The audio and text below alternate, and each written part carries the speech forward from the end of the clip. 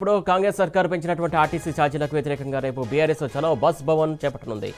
BRS working president KTR, మాజీ మంత్రి Harish Rao, greater Hyderabad పరిధిలోని ఎమ్మెల్యేలు, ఎమ్మెల్సీలతో పాటు మాజీ ఎమ్మెల్యేలు, కార్పొరేటర్లు వివిధ ప్రాంతాల నుంచి బస్సుల్లో బస్ భవన్ చేరుకుంటారు.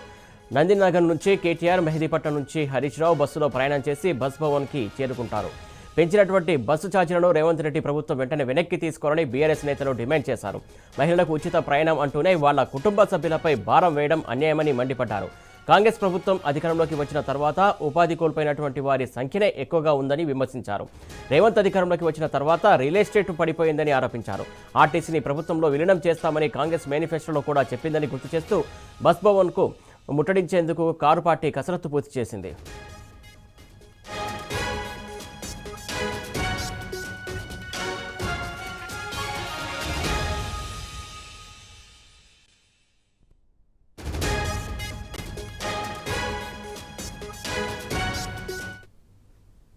దీనికి సంబంధించి మరింత సమాచారం అందించడానికి మా కరెస్పాండెంట్ ఉదయ్ సిద్ధంగా ఉన్నాడు. ఉదయ్, చెప్పండి.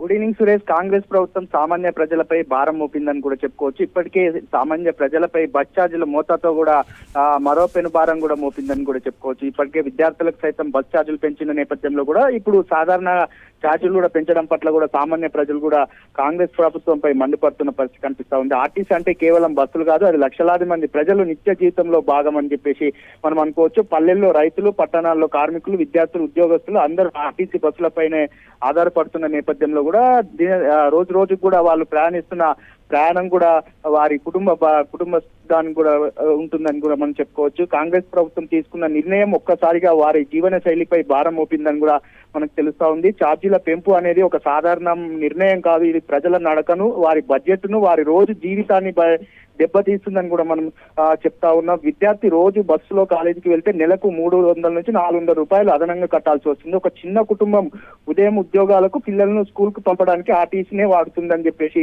మనకు స్పష్టంగా తెలుస్తా ఉంది. ఆ సామాన్య ప్రజలకు ఇది ఒక పెద్ద షాక్ కూడా అని కూడా చెప్పుకోవచ్చు.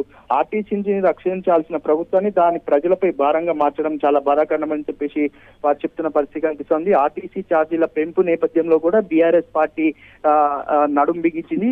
సామాన్య ప్రజలకు కూడా అండగా వారు ముందుకు కదులుతున్న పరిస్థితి కనిపిస్తా ఉంది. ఇప్పటికే బీఆర్ఎస్ పార్టీ ఎమ్మెల్యేలు ఇప్పటికే ఆర్టీసీ బస్సులో ప్రయాణించి సామాన్య ప్రజల యొక్క కష్టాలు కూడా తెలుసుకున్న పరిస్థితి కనిపిస్తా ఉంది. రేపు ఏదైతే చలో బస్సు భవన్ పిలుపు మేరకు కూడా నగర బీఆర్ఎస్ ఎమ్మెల్యేలందరూ కూడా నడుం బిగించనున్నారు. ఎందుకంటే ఒక పక్క నందినగర్ నుంచి కేటీఆర్ గారు, మరొక పక్క మెహదీపట్నం నుంచి హరీష్ రావు గారు, సికింద్రాబాద్ నుంచి పద్మారావు గౌడ్ గారు, ఇలా బీఆర్ఎస్ పార్టీ ఎమ్మెల్యేలంతా కూడా బస్సు భవన్ పిలుపుకు ఇచ్చిన నేపథ్యంలో కూడా రేపు ఆర్టీసీ బస్సులో ప్రయాణించి కూడా బస్సు భవన్ చేరుకొని ఆర్టీసీ ఎండీకి కూడా వినతి పత్రాన్ని కూడా సమర్పించిన పరిస్థితులు కూడా కనిపిస్తోంది. మరోపక్క రేపు బీఆర్ఎస్ పార్టీ పెద్ద ఎత్తున కూడా బస్ భవన్ పిలుపు కూడా ఇచ్చిన పరిస్థితి కనిపిస్తా ఉంది.